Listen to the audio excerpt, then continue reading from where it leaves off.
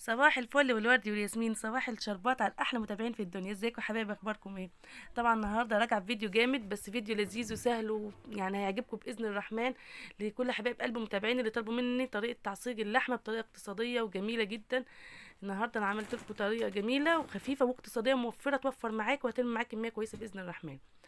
اول حاجه زي ما انتوا شفتوا المقادير في الاول كده، انا بحط معلقتين زيت، وان كانت السمنه بتاعتي مش فيها دهن كويس بنزل بمعلقه سمنه كمان. بس لحمتنا النهارده كانت حلوه ما شاء الله عليها.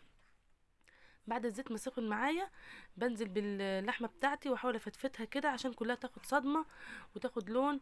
والصدمه الاولى ديت بتخلي اللحمه تحتفظ بالميه بتاعتها وتبقى طريه معاكي ولذيذه وتبقى طعمها حلو، مش بتبقى متفله كده. زي ما انتوا شايفين يا حبايب قلبي، هنقعد بقى نقلب في اللحمه كده مع نفسنا ونفتفت فيها لعند ما تتفك كلها. شايفين هنا اللحمه خدت لون معانا وما شاء الله تبارك الرحمن، كان فيها نسبه دهن كويسه، حتى نسبه الدهون زادت في الحله معاكي. انا هنا بقى هننزل نبهر اللحمه. انا بجيب حبايتين او فصين حبهان، بيدي اللحمه طعم جميل جدا.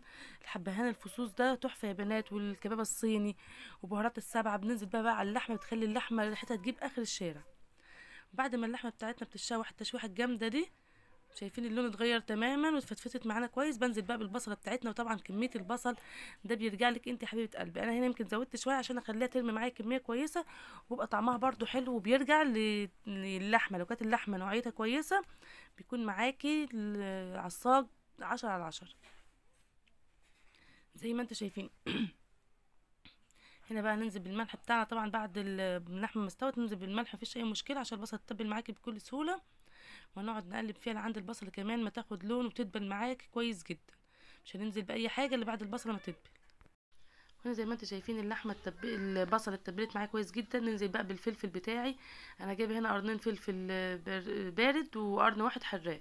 اللي بيحبها سبايسي خليه كله حراق، اللي بيحبه بارد ده على حسب ذوقك برضو يا حبيبه قلبي. زي ما انتم شايفين كده بنتبلها كويس جدا وبنسيبها برضو لغايه ما ريحه الفلفل تطلع ان هو استوى كده وخد معاه تشويح 10/10. ننزل بقى بمعلقتين صلصه، بتبقى صلصة طماطم بس.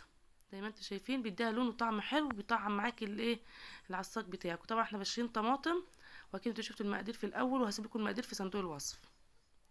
هنا بشر حبيتين طماطم برضو بنزل بيهم، وبسيب بقى كل الخلطبيط الجميله دي مع بعضها تتسبك كده، وبتطلع معاكي في الاخر حاجه 10/10.